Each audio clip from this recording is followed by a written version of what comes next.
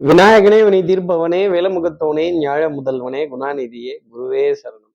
16ஆம் தேதி மே மாதம் 2024 வியாழக்கிழமை வைகாசி மாதம் 3ஆம் நாளுக்கான பலன்கள். இன்னைக்கு நாள் என்ன, திதி என்ன, நட்சத்திரம் என்ன, ராகு காலம், நல்ல நேரம், யமகண்டம் இதெல்லாம் தெரிஞ்சுக்கிறதுக்கு முன்னாடி சப்ஸ்கிரைப் பண்ணாத நம்ம நேயர்கள் ப்ளீஸ் டூ சப்ஸ்கிரைப். அந்த பெல் ஐக்கானே அழுத்திடுங்க, லைக் கொடுத்துருங்க, கமெண்ட்ஸ் போடுங்க, ஷேர் பண்ணுங்க. சக்தி விகடன் நிறுவனத்தினுடைய பயனுள்ள அருமையான ஆன்மீக ஜோதிட தகவல்கள் உடனுக்குடன் உங்களை தேடி நாடி வரும். இன்றைய தினம் சந்திரன் மக நட்சத்திரத்துல இரவு 8:33 வரைக்கும் சஞ்சாரம் செய்ய போறார். அதற்கப்புறமேல் பூர நட்சத்திரத்துல தன்னோட சஞ்சாரத்தை அவர் ஆரம்பிச்சிடுறார். அஷ்டமி திதி காலை 9:06 வரைக்கும் இருக்கு. அதுக்கப்புறமேல் நவமி திதி வந்துடுது. அமிர்த யோகம் கூடிய நாளாக இரவு 8:33 வரைக்கும் இருக்கு. அதுக்கப்புறமேல் சித்த யோகம் கூடிய நாளாக இன்றைய நாள். இன்றைய ராகு காலம் பிற்பகல் 1:30 முதல் 3 மணி வரை. இன்றைய யமகண்டம் காலை 6 மணி முதல் 7:30 வரை. இன்றைய நல்ல நேரம் காலை 10:15 முதல் 11:15 வரை. உத்திராட நட்சத்திரத்துல இருப்பவர்களுக்கு இன்னைக்கு சந்திராஷ்டமம் இரவு 8:33 வரைக்கும். உத்திராட நட்சத்திரத்துல இருப்பவர்களுக்கு இன்னைக்கு சந்திராஷ்டமம். அதுக்கப்புறமேல் திருவோண நட்சத்திரத்துல இருப்பவர்களுக்கு சந்திராஷ்டமம் ஆரம்பிச்சிடுது. சூலம் கொண்ட திசையாக தெற்கு, பரிகார பொருளாக தைலம், வழிபட வேண்டிய தெய்வமாக குரு தட்சிணாமூர்த்தி இருக்கிறார். இப்படி சந்திரன் மக நட்சத்திரத்திலையும் அதை தொடர்ந்து பூர நட்சத்திரத்திலையும் சஞ்சாரம் செய்கிறாரு. இந்த சஞ்சாரம் என் ராசிக்கு என்ன பலாபலன்கள் இருக்கும், நான் என்னெல்லாம் எதிர்பார்க்கலாம் சார்? மேஷராசி நேர்கள்ட்ட பொறுத்தவரையிலும் இந்த மாம்பழத்துக்கான சண்டை, இந்த மாம்பழக்காரங்க இருக்கக்கூடிய பேரம், அவங்க கிட்ட விலைவாசியை பேச வேண்டிய தருணங்கள், கொஞ்சம் நல்ல பழம் தானே, அவன் நல்ல பழம் தான் அப்படின்னு சொல்ல வேண்டிய தருணம் நிச்சயமா இருந்துகிட்டே இருக்கும். ஆகக்கூடி மருந்து, மல்லிகை, மாத்திரை, பழங்கள், காய்கறிகள், கனிவைகள் இதுக்கான பர்ச்சேஸ், அதற்கான விரயங்கள் அப்படிங்கிறது மேஷராசினரையே வந்து சேரும். சண்டை போட்டு தான், பேரம் பேசி தான், 10 ரூபாய் குறைச்சு தான் வாங்குவேன், 20 ரூபாய் குறைச்சு தான் நான் வாங்குவேன் அப்படின்னு சண்டைக்கு நிற்கக்கூடிய மேஷராசி நேயர்களுக்கு ஒரு சண்டை சச்சரவுங்கிறது குடும்பத்திலையும் இருக்கும், வெளி வட்டாரத்திலையும் இருக்கும், வியாபாரிங்க கிட்டேயும் இருக்கும். அடுத்து இருக்கிற ரிஷபராசி நேர்களை பொறுத்தவரையிலும் பக்கத்தூர்ல திருவிழா, பக்கத்து தெருவுல திருவிழா, பந்தல் கட்டிட்டாங்க, தோரணம் போட்டுட்டாங்க, ரெடி ஆயிடுங்க, முகூர்த்த காலெல்லாம் ஊனியாச்சாம். அப்புறம் இந்த சக்கரை பொங்கல், சாம்பார் சாதம், தயிர் சாதம், பிரசாதம்லாம் வரணும்ல. இந்த பூஜை பொருட்கள், பிரசாதங்கள், இந்த அன்னதானத்துல சாப்பிடுவது எத்தனை மகிழ்ச்சி அப்படின்னு ரிஷபராசினியர்கள்ட்ட கேட்டா தெரியும். அதற்கான வாய்ப்புகளும் சந்தர்ப்பங்களும் தேடி வருவதற்கான தருணம். அப்புறம் இந்த திருவிழா விசேஷம்னா சொந்தக்காரங்களாம் வந்துருவாங்க, பந்தக்காரங்கள்லாம் வந்துருவாங்க. சொந்த பந்தத்தினுடைய நட்பு, சுற்றம், வட்டம் இதெல்லாம் மகிழ்ச்சியா ஆனந்தத்தை அனுபவிக்க வேண்டிய தருணம். வாங்க வாங்கன்னு சொல்லியே வாய் வலிக்க வேண்டிய நிலை அப்படிங்கிறது ரிஷபராசி நேயர்களுக்காக இருக்கும். அடுத்து இருக்கிற மிதனராசி நேயர்களை பொறுத்தவரையிலும் இந்த சொந்தக்காரங்க இல்லாம இருக்கவும் முடியல, ஆனா இந்த சொந்தக்காரங்களோட பொழப்பும் நடத்த முடியல அப்படின்னு, இவங்க இல்லாமலும் இருக்க முடியல, இவங்க இம்சை தாங்க முடியல அப்படின்னு சில உறவுகளை தவிர்க்கவும் முடியாது, தள்ளி வைக்கவும் முடியாது. மிதனராசி நேயர்களே, இந்த கரடியை கட்டி பிடிச்சிட்டு மரத்தை சுத்தி வந்த கதை தான் இந்த உறவுகளோட மாரடிக்க வேண்டிய கதை.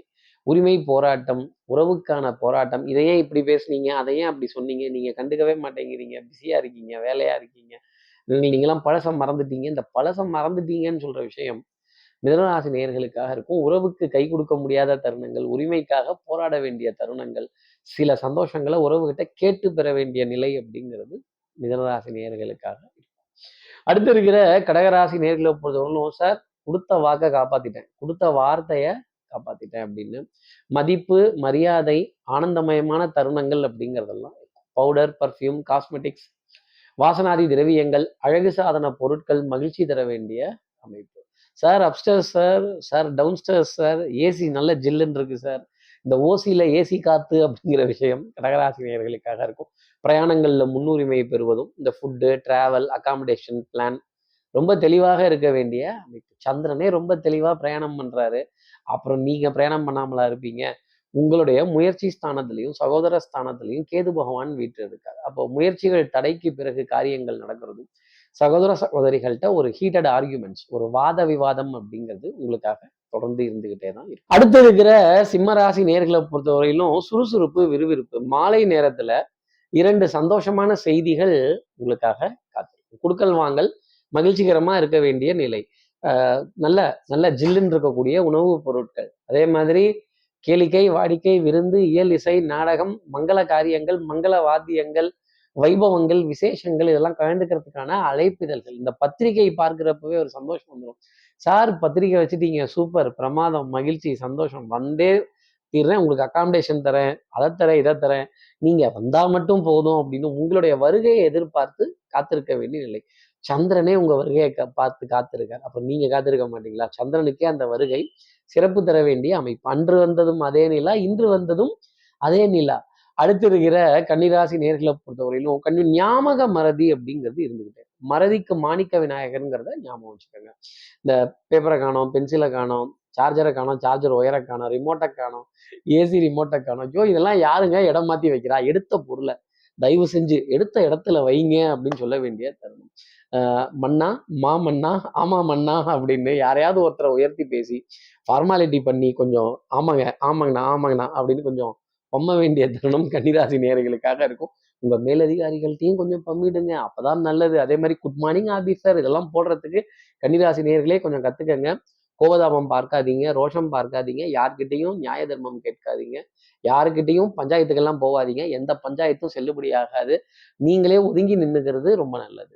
அடுத்து இருக்கிற துலாம் ராசி நேர்களை பொறுத்தவரையிலும் வெட்டு 1 துண்டு 2, ஒரே கல்லுல 3 மாங்காய் இல்ல பாஸ் 4 மாங்கான்னு சொல்ற அளவுக்கு 4 நல்ல செய்திகள் துலாம் ராசி நேயர்களுக்காக நிச்சயம் உண்டு. ஒன்னே ஒண்ணு, இந்த காட்டி கொடுத்து பேர் வாங்குறது, எப்ப பார்த்தாலும் அடுத்தவங்களை மட்டம் தட்டியே பேசுறது, குறை பேசுறது, நாங்கள் எப்பவுமே குறை கண்டுபிடித்து தான் பேர் வாங்குவோம் அப்படின்னீங்கன்னா மாட்டிக்க போறது நீங்களா தான் இருக்கும். உணவுல இந்த எண்ணெய் பதார்த்தங்கள் நமத்து போனா நமக்கு கொஞ்சம் ஒரு அப்செட் ஆகும். முறுக்கு முறுக்குன்னு இருந்தால் தான் சாப்பிட்றதுக்கு நல்லா இருக்கும் சார், கடிக்கிறதுக்கு நல்லா இருக்கும் அப்படின்னு. வெறும் வாயிலேயே நம்ம அவள் பொறி பொட்டுக்கடலாம் மெல்ற ஆளு. அப்புறம் இன்னைக்கு கேட்கவா வேணும்?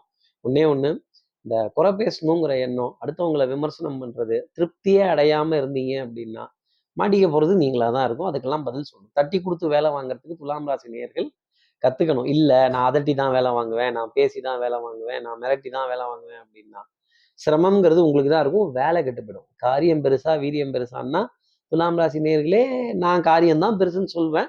அப்ப நீங்களும் எதை பெருசுன்னு சொல்லுவீங்கன்னு பாத்துக்கங்களேன்.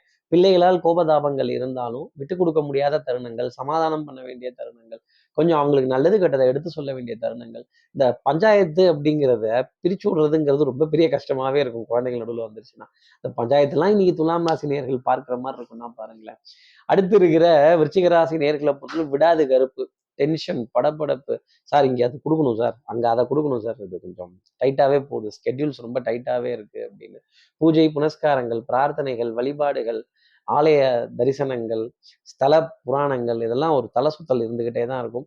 அதே மாதிரி மன நிம்மதிக்காக தான் கோவிலுக்கே போகணும், பிரார்த்தனைகளுக்கே போகணும். அங்க இடிச்சு பிடிச்சிக்கிட்டு முன்னாடியும் பின்னாடியும் முண்டிட்டு இருந்தா எவ்வளவு டென்ஷன் இருக்கும். அந்த டென்ஷன் ஃபுல்லுமே இன்னைக்கு விருச்சிகராசி நேயர்களுக்காக இருக்கும். கூட்டத்தை பார்த்தீங்கன்னா ஓரமா நின்றுடுங்க விருச்சிகராசி நேயர்களே. கூட்டத்தோட கோவிந்தா போடாதீங்க. நீங்க இன்னைக்கு தனித்தவளாவே இருக்கிறது ரொம்ப நல்லது. எங்கேயாவது முக்குல, சந்துல, இந்துல, இடுக்குல, பீரோவுக்கு பின்னாடி, கதவுக்கு பின்னாடிலாம் மாட்டினீங்கன்னா லேசா ஒரு நசுக்கு நசுக்கிடுவாங்க. நம்ம மனசையும் நசுக்கிடுவாங்கன்னா பாத்துக்கங்களேன். அடுத்து இருக்கிற தனுசு ராசி நேர்களை பொறுத்தவரையிலும் மதிப்பு, மரியாதை, கௌரவம் அதுதான். சார் கவரிமானுக்கு அடுத்து நாங்க தான் சார் லிஸ்ட்ல இருக்கோம். ஆமா எனக்கு தெரியுதுங்க நீங்க தனுசு ராசின்னு. கோபதாபங்கள், இதையே முன்னாடியே சொல்லலை, இதையே முன்னாடியே பேசல, சரி பரவாயில்ல ஒரு நல்ல காரியம் பண்ணுவோம், ஒரு உதவி செய்வோம். இந்த கூட்டாஞ்சோறு ஆக்குறது, அரிசி உமியும் கொண்டு வா ஊதி ஊதி திம்பா, ஆமா எல்லாம் கொண்டு வாங்க சேர்த்து ஊதி ஊதி சாப்பிட்டுருவோம் அப்படின்னு கூட்டுக்கு குட்டை கலப்பை, பங்குக்கு பழைய கலப்பை. இந்த பார்ட்னர்ஷிப் அப்படின்னாலே கொஞ்சம் நொச நொசத்து தான் இருக்கும். எவ்வளவோ விட்டு கொடுத்து போயாச்சு சார், எவ்வளவோ பார்த்துட்டோம், இதையும் பார்த்துருவோம் அப்படின்னு அனுசரித்து போக வேண்டிய தருணங்கள் தனுசு ராசினியர்களுக்காக இருக்கும். நாணல் போல் வளைவதுதான் வாழ்க்கை. நீ கொஞ்சம் வளைந்து கொடுத்து போக வேண்டிய தருணம் தனுசுக்காக உண்டு. அடுத்து இருக்கிற மகர ராசி நேர்களை பொறுத்தவரையிலும் கால் பாகம் இடறதுக்கான சான்சஸ். இடிச்சிட்டேன் சார், முழங்காலில் இடிச்சிட்டேன், முழங்கையில இடிச்சுக்கிட்டேன், இந்த கூட்ட நெரிசல்ல என்னைய போட்டு பிதிக்கிட்டாங்க அப்படின்னு, கசக்கிட்டாங்க, அழுத்தி இது பண்ணிட்டாங்க அப்படின்னு சொல்ல வேண்டிய தருணங்கள். சண்டையில கிழியாத சட்டை ஏது அப்படிங்கிற நிலை மகர ராசி நேயர்களுக்காக உண்டு. சண்டை வேண்டாம், வாத விவாதங்கள் வேண்டாம், பிடிவாதங்கள் வேண்டாம். வாதத்துக்கு மருந்து உண்டு, பிடிவாதத்துக்கு மருந்துங்கிறது கிடையாது. அதே மாதிரி ஸ்டாக்ஸை ரீப்ளேஸ் பண்ண வேண்டிய தருணங்கள் இருக்கும். பற்றாக்குறைகளோட அட்ஜஸ்ட் பண்ணி போகலாமா அப்படிங்கிறதெல்லாம் இருக்கும். பக்கத்தில் இருக்க கடைக்கு போய் ஜாமான் வாங்குறதுனா கூட ஒரு சோம்பேறித்தனம் அப்படிங்கிறது மகர ராசி நேயர்களுக்கு எட்டி பார்க்கும்.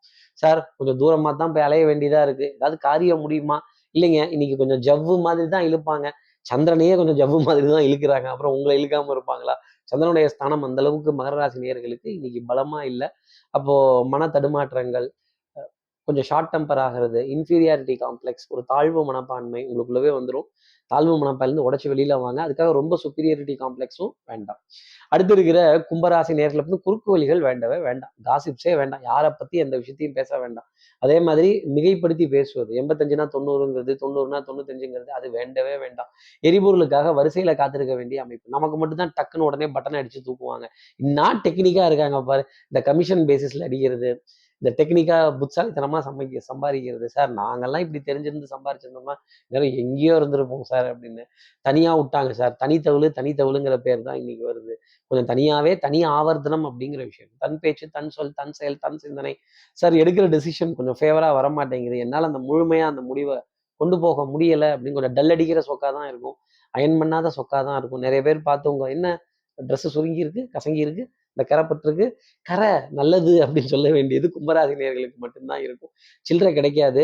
பெரிய ரூபா நோட்லாம் கொண்டு போனீங்கன்னா சில்லறைக்காக தட்டுப்பாடா அலைய வேண்டிய தருணம் அப்படிங்கிறது வந்துடும். சில்லறை பார்ட்டின்றுவாங்க நம்மளை பார்த்து. அப்ப பார்த்துக்கங்களேன், இந்த கூகுள் பே, ஃபோன்பே இதெல்லாம் கொஞ்சம் அப்பப்போ பாரத் பே இதெல்லாம் கொஞ்சம் வேலை செய்யாம போகக்கூடிய தருணங்கள் இருக்கும். கொஞ்சம் சில்லறையா பணம் வைத்துட்டு போறது கும்பராசி நேயர்களுக்கு நன்மை தர வேண்டிய அமைப்பு. அடுத்து இருக்கிற மீனராசி நேர்களை பொறுத்தவரையிலும் எடுத்த காரியத்தை முடிக்கணுங்கிறதுல ஸ்பீடு ரொம்ப ஜாஸ்தி. எல்லாம் சிவமயம் என்பார். நீங்க தான் ரொம்ப தைரியமான ஆளாச்சே, நீங்க தான் ரொம்ப வீரமான ஆளாச்சே, யாரா இருந்தாலும் எங்கேயா இருந்தாலும் எதிர்த்து பேசுவீங்கல்ல, நியாயம் கேட்பீங்கல்ல, உண்மையை சொல்லுவீங்கல்ல, தர்மத்தை பேசுவீங்கல்ல, எங்க இன்னைக்கு பேசுங்க பாக்குறேன் அப்படின்னு உங்களுக்கு சோதனை அப்படிங்கிறது காத்துக்கிட்டே இருக்கும். அடுத்தவர்களுக்காக நீங்க பரிந்து பேசக்கூடிய விஷயங்கள், தட்டி கொடுத்து பேச வேண்டிய விஷயங்கள்ல சின்ன இடர்பாடு அப்படிங்கிறதுக்கும், ஒரு முயற்சிக்கு பிறகு காரியங்கள் பலித்தமாக வேண்டிய அமைப்பு. அதே மாதிரி நீண்ட வரிசையில காத்திருந்து எரிபொருள் நிரப்புவதோ, ஏடிஎம் சென்டர்ஸ்ல காத்திருந்து வித்ட்ரால் செய்வதோ, வட்டி, வரி, வாய்தா, கிஸ்தி இதோடலாம் குஸ்தி போட வேண்டிய தருணங்கள் மீனராசி நேயர்களுக்காக இருக்கும். ஃபினான்ஷியல் டிரான்சாக்ஷன் தடுமாற்றத்திற்கு பிறகு முறையா வந்து சேரும். ஒரு பாதி கிணறு தாண்டி மீதி கிணறு தாண்டுவதற்காக வாய்ப்பு கேட்க வேண்டிய தருணம் மீனராசி நேயர்களுக்காக உண்டு. இப்படி எல்லா ராசி நேயர்களுக்கும் எல்லா வளமும் நலமும் இந்நாளில் அமையணும்னு நான் மானசீக குருவான்னு நினைக்கிறேன். ஆதிசங்கர மனசுல பிரார்த்தனை செய்து, ஸ்ரீரங்கத்தில் இருக்கிற ரங்கநாதனுடைய 2 பாதங்களை தொட்டு நமஸ்காரம் செய்து, குலுமாயி அம்மனை பிரார்த்தனை செய்து உங்களிடமிருந்து விடைபெறுகிறேன். ஸ்ரீரங்கத்திலிருந்து ஜோதிடர் கார்த்திக். நன்றி, வணக்கம். வெறும் 29 ரூபாயில் ஜூனியர் விகடன், ஆனந்த விகடன், நாணயம் விகடன் உள்ளிட்ட 8 டிஜிட்டல் இதழ்கள், வேல்பாரி, நீரதிகாரம், அணிலாடும் முன்றில் உள்ளிட்ட கிளாசிக் தொடர்கள், சுஜாதா, எஸ். ராமகிருஷ்ணன், அசோகமித்ரன் உள்ளிட்ட நட்சத்திர எழுத்தாளர்களின் சிறுகதைகள் என 29 ரூபாயில் 3 மாதங்களுக்கு விகடனை அன்லிமிட்டடாக படிக்க இப்போதே சப்ஸ்கிரைப் செய்திடுங்கள்.